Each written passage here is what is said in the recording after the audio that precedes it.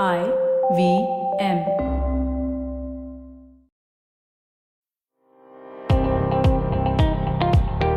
Welcome to All Things Policy, a daily podcast by the Takshashila Institution. We are a bunch of policy nerds based in Bengaluru, and we like bringing fresh perspectives to Indian affairs and Indian perspectives to global affairs. So grab a cup of coffee, sit back, and join us for today's chat. Hello, and welcome to another episode of All Things Policy. I'm your host, Rakshith, a research analyst at Takshashila Institution, and today we are going to take a deep dive into Chinese Communist Party's history learning regulations. To talk about this issue today, I have Manoj Kewalramaani, the chairperson of Indo-Pacific Studies program at Takshashila. Happy to have you, Manoj. Thank you so much, Rakshith. Good to be here. Manoj, many scholars believe that history is a religion to Chinese. I don't know if you agree with it, but how should we understand this phrase? Why do you think history education is so important for the party? Right. So, I wouldn't, I don't know if I would call it a religion, but I would say that history has historically been extremely important in terms of the politics in China, even during the era of the different dynasties. There has been a culture of recording written history. And usually, history of the previous dynasty was written by the history of the succeeding dynasty. So you had this ability that essentially rulerships saw history as a tool for political legitimacy and to build continuity. And therefore, whichever successive dynasty wrote the history of their predecessors, they wrote in that they characterized the previous ruling dynasties as essentially predecessors, but also themselves as legitimate heirs of correcting all the wrongdoings of the previous leaderships. So this has been a pattern. So the good part of this is obviously that you have therefore a lot of recorded history. But the tragic bit of it is that this is all essentially politicized history as opposed to history which is necessarily in search of truth of a particular period. So to that extent, I think history has deeply mattered in terms of Chinese politics. And I think the Communist Party understands this. It's rooted obviously in that tradition, and it understands this. And if you go back to Mao, if you go back to Deng, if you go back to Xi right now, what you will see is that each of them have used history as a political tool to find space to build continuity, but also find ways to break from the past. And that's why I think it matters, right? They see history not as something to investigate and understand the truth, but they see history as something that can be an enabling tool to legitimize one's current rule, but also policy directions. All right. So recently, the Central Committee of the Communist Party of China has released regulations on studying the party's history, right? It outlines key objectives and principles embedded in the newly introduced regulations, which emphasizes the need for regular, long-term study of the party's history. The document, comprising 6 chapters and 34 articles, delves into critical aspects of this study. Would you please tell us, Manoj, what this regulation is broadly about and what are the primary objectives and tasks that it seeks to achieve? Right. So before I actually get into the current regulations, I think it's useful to get a little bit of a background into why this is happening at present and why these regulations are coming out at present. So in 2021, which was the centenary of the party. So the Communist Party of China was founded in 1921. 2021 was the 100-year anniversary of the party's founding. And in that year, in February, you saw the party launch what was called a history learning and education campaign. It started in February that year. On February 20th, there was a meeting in Beijing in which you saw the beginning of the campaign. And then subsequently, the campaign culminated towards the end of the year. Its highlight was, of course, there were 2 big highlights. One was Xi Jinping's speech on July 1st, which marked sort of the centenary of the party. And secondly, in November 2021, you had what was called the third history resolution that the party approved. So those were sort of the 2 key points. Now, why does the third history resolution matter? I think it's useful to go back and look at why there was a first history resolution, a second history resolution. So the first history resolution was under Mao Zedong. That was a critical document which essentially allowed Mao to solidify his position in charge of the party. Essentially made him the be all and end all of the party. I mean, he'd obviously consolidated significant power before that, but in 1945, when that resolution came up, he essentially became the be all and the end all of the party. Then fast forward, you had the second history resolution, which essentially sought to break from the past, break from Maoist policies. This was under Deng Xiaoping in the early 1980s. And the objective was that can we move away from class struggle towards modernization, economic development, and so on and so forth?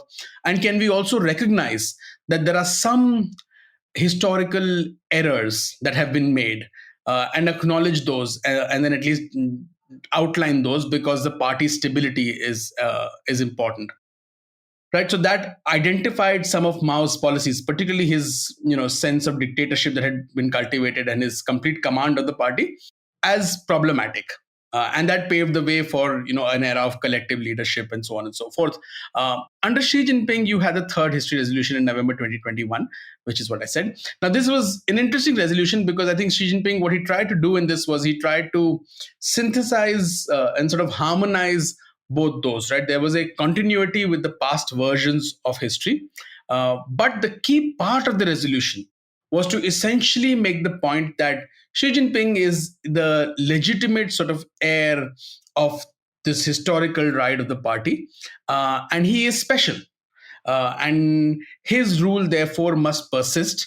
So he didn't sort of overturn any previous conclusions like the 1980s resolution did. He essentially said that we need to have continuity. We need to not criticize our historical failings. We need to understand that there were failings, of course. The resolution talks about the Cultural Revolution as a failing.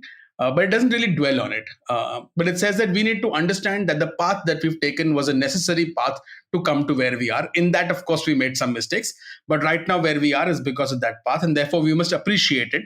And therefore, criticisms of Mao were not really something that he would appreciate, right? And we've seen that right now, right? Last year, on Mao's birthday, there was a big celebration which Xi Jinping attended and he spoke at.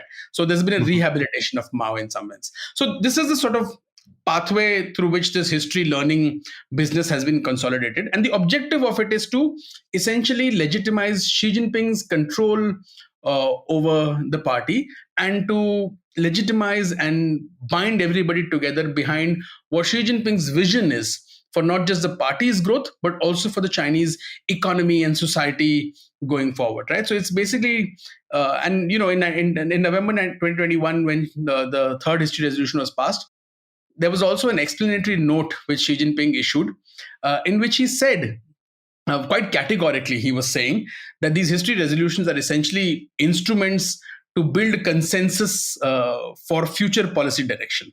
So it's not something where we are actually investigating history or studying history. So that's a bit of a background.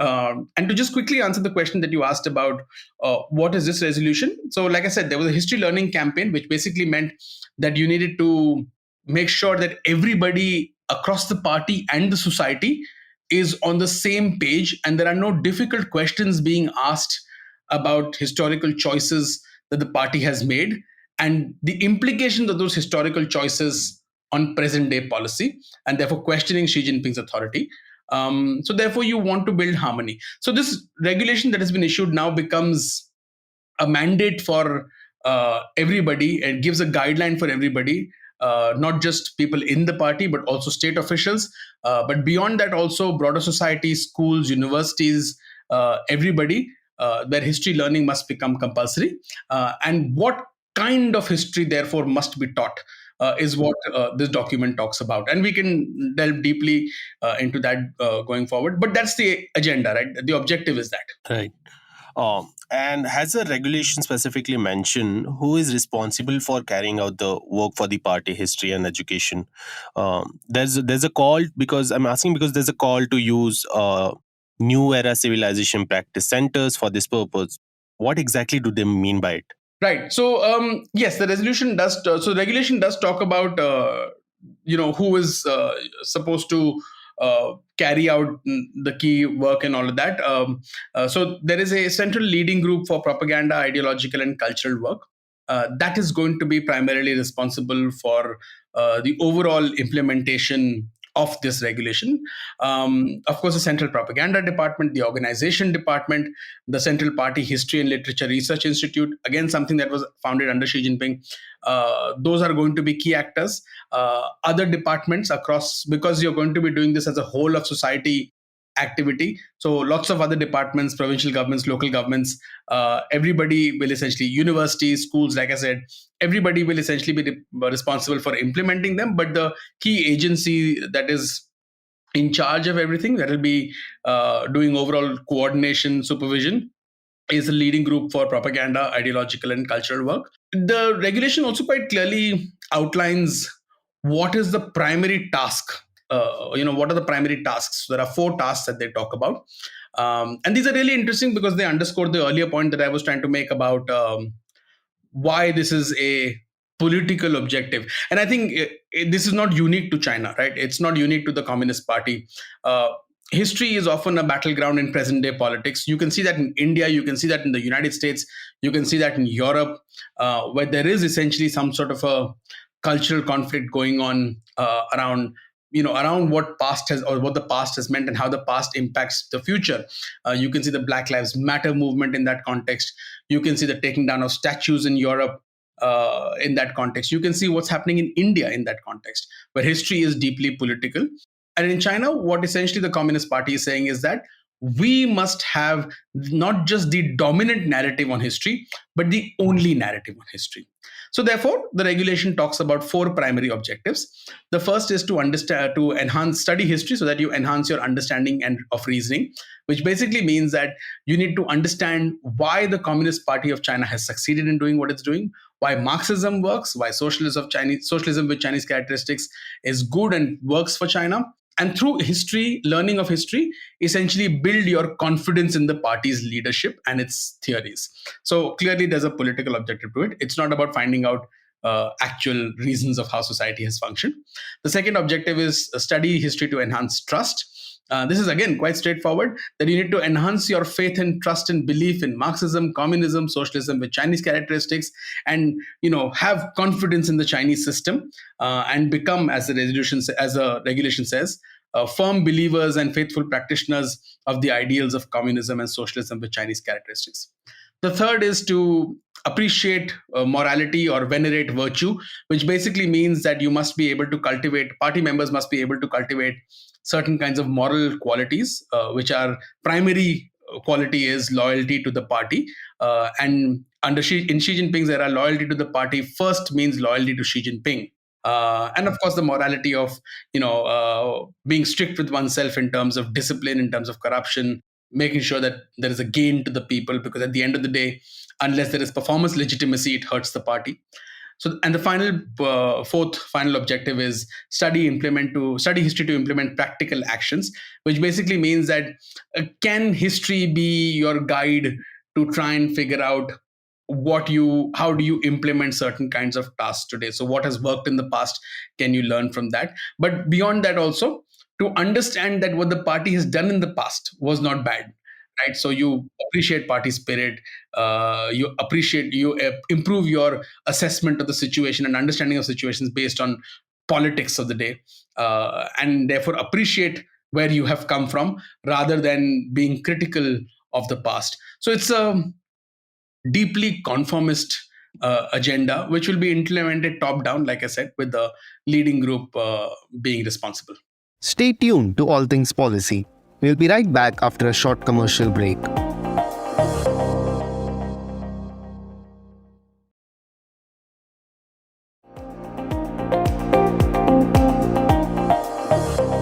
Manoj, so you have already mentioned how one would study in this regulation about Mao, how one is able to criticize Mao also, right? But what is the exact content of history learning and education in this regulation? Is there a room to, add certain sections of history and, omit certain sections of history? So I think that it's useful to go back to that for anybody who's interested, and we'll try and share in the show notes the third history resolution for anybody who's interested. It's essentially going to be driven from that. So there's a certain articles in the regulations. There are 34 articles across the regulation, and what you will see is that from Article 10, 11 onwards, you've got some detail on what is the kind of content that will be taught or that should be taught, right? So, and essentially, it's about you need to use the three history resolutions from 45, 81 and 2021 as your primary content. You need to read through speeches of Mao, Teng, Chiang, Hu, and Xi Jinping. So the five key general secretaries. You need to read through their speeches, and there will be obviously selections. You will see a reader that's put together and so on and so forth.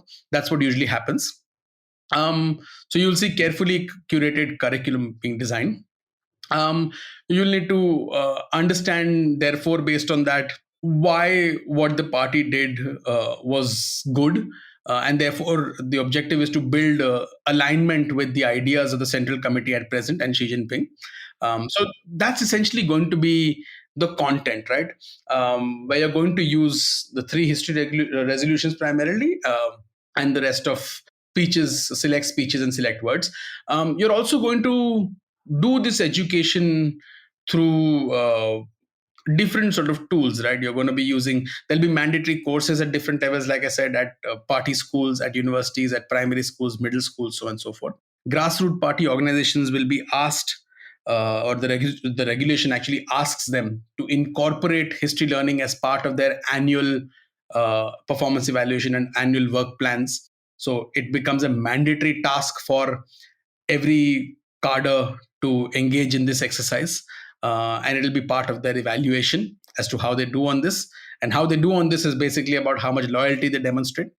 You will use practical things such as museums, trips, cultural relics, memorial sites, and so on and so forth to teach people. So that you again go back and you say, well, look, you glorify certain parts of history. Lots of media content that will be created, movies, television, literature, all of that will be created, and that becomes part of sort of online content. So if you go back in the past few years, there was a long series of documentary series which was produced, which is available in English also, about the party's 100-year history. And that is, it's a jaundiced, one-sided narrative, but that kind of content will be created. And then, of course, you do things like you select certain dates, let's say for certain specific campaigns that were held, like military campaigns, certain historical moments, the sort of memorial services and birthday commemorations for deceased leaders. You use all of those to publicize and popularize the idea of history. Again, it's not uncommon, right? I mean, like say, in most countries you celebrate, right, the birthday of a deceased founder and things like that. So you're using these moments, but the key part is that the party is picking and choosing who it defines as role models based on its current priorities, and those are the people that will be popularized. So I don't think you will see necessarily, say, in the next few years, popular memorials for, say, the late Chinese premier Li Keqiang. You're not going to see anything around Zhao Ziyang or Hu Yaopang. You're not going to see those kinds of things. You're going to see select people that Xi Jinping wants to promote because they serve his agenda, and you'll see that. You'd asked me that question about this new era civilization centers, right? I mean, those are something that have been established over a period of time. They are not new. They've been established for some time. I think the first guidance on those came in July 2020. Their essential job is to, create a, essentially have cultural and social influence on the people. So those are sort of your very local propaganda units. So they will do study and dissemination of party theory. They will be doing political training. They will be doing promotions of customs. So like say when you're organizing a revolutionary red tour, tourism trip, they will be a place to something that will coordinate that. Those will be a place for volunteer services to be offered. So they become like for the lack of a better analogy, if you think from an Indian context, they become like your party shakha, your party sort of branch where things can happen, where you also get ideas which are publicized, but you also sort of engage in some volunteer work and so on and so forth, right? And the objective is at the grassroots level, you are promoting the kind of ideals and values that you want to through different sets of actions, right? You mobilize people, you guide them in their thinking, you provide some degree of services, and that's how they broadly work, or that's their objective broadly. Manoj, we are talking about the history. I mean, the Communist Party's history learning regulations, but there have been so many times that you have mentioned about Xi. In one of the objectives, you have mentioned that one of the objectives was to study history to venerate virtue, which basically means complete loyalty to Xi. My question is there a particular section on Xi Jinping thought on socialism with Chinese characteristics for a new era? I mean, how important is that section if it's there in the regulation? Yeah, so if you read through the text of the regulation, what you will see is that, I mean, every key ideological contribution in the party's pantheon, so Marxism, Leninism, Mao Zedong thought, Deng Xiaoping theory, the theory of three represents, Hu Jintao's scientific outlook on development, and then Xi Jinping thought on socialism with Chinese characteristics for a new era, all get mentioned. And then after that, you get specific references that the current regulations have been formulated under the guidance of Xi Jinping thought. So this is basically Xi Jinping saying that he's giving a nod. Like I said, he does not want historical discontinuity. He wants historical continuity because he wants to. He's not somebody who wants the party to disintegrate. He wants the party stronger. And he looks at this as a process of making the party stronger. Because if you have debates over the past of the party, to him, it potentially weakens the party. If you all come to the same page and say, fine, we're going to airbrush some of these things, it basically legitimizes the party as having tremendous wisdom and him being somebody who's following in that suit. So firstly, the regulation says that they are guided by Xi Jinping thought on socialism with Chinese characteristics for a new era. It specifically, Article 7, I think, quite specifically says that the idea is for people to grasp Xi's thoughts, basic viewpoints, its worldview, and therefore transform that thought into a powerful force that not only strengthens ideals, tempers the party spirit, guides practices, and promotes work. Likewise, subsequent articles also specifically talk about Xi Jinping thought being sort of the center of gravity. And again, on the same day as the regulations were made public, you had an interview by an official from the Central Party History and Literature Research Institute, who was quite clear in saying that, the first primary thing that was considered was to ensure that we follow the guidance of Xi Jinping thought and the party constitution, which also places Xi Jinping thought on a pedestal, and that we need to ensure our political the political direction that we follow is correct.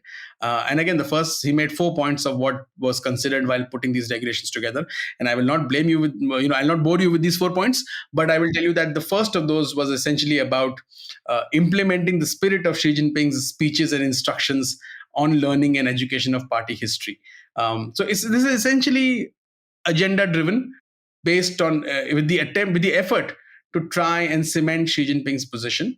The one other point that I will make is that there's a specific reference in the document to historical nihilism, which basically is the idea that there has to be only one view of history and there cannot be other views of history. And the document quite clearly says that the job is to correctly handle the relationship.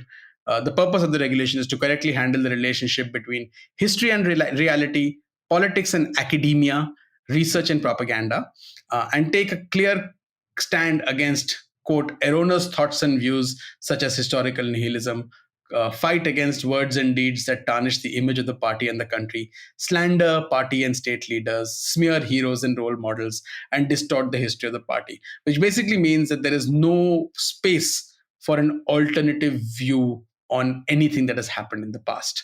And that's the agenda of this thing. And Xi Jinping is at the helm of that agenda because he believes that it legitimizes his position. Right. So thank you so much, Manoj. If I can take away a few key points from this conversation, it is that the aim of the studying history for the party is to form a unanimous consensus to move politics forward smoothly. And four main objectives that you told are: study history to enhance understanding of reasoning, which basically means that not only the dominant, but our narrative should be the only narrative, right? Yeah. And second one being strengthen the faith in Marxism, communism, and the belief in socialism with Chinese characteristics, which basically means study history to enhance trust. The third one being study history to venerate virtue, which basically means loyalty to the party and Xi. And the fourth being the study history to implement practical actions, which keeps everyone on the same boat, the members of the party, right? Yeah, and if I could just end by saying that, and none of that is the actual way that one must actually study history. Right. So unfortunately, this is what happens when history gets politicized, whichever country you are in. Right. So on that note, thank you so much, Manoj, for sharing your beautiful insights. It's been really amazing having a conversation with you. And to all our listeners, thank you so much for tuning in. See you all in the next episode of All Things Policy. Thank you. If you liked our show, don't forget to check out other interesting podcasts on the IVM network. You can tune into them on the IVM Podcast app, ivmpodcast.com, or wherever you listen to your podcasts. You can also follow IVM on social media. The handle is @IVM Podcasts on Twitter, Facebook, and Instagram. And hey, if you'd like to dive into Taksha research on technology, strategy, and economic affairs, check us out at our Twitter handle @Takshashila INST or our website takshashila.org.in.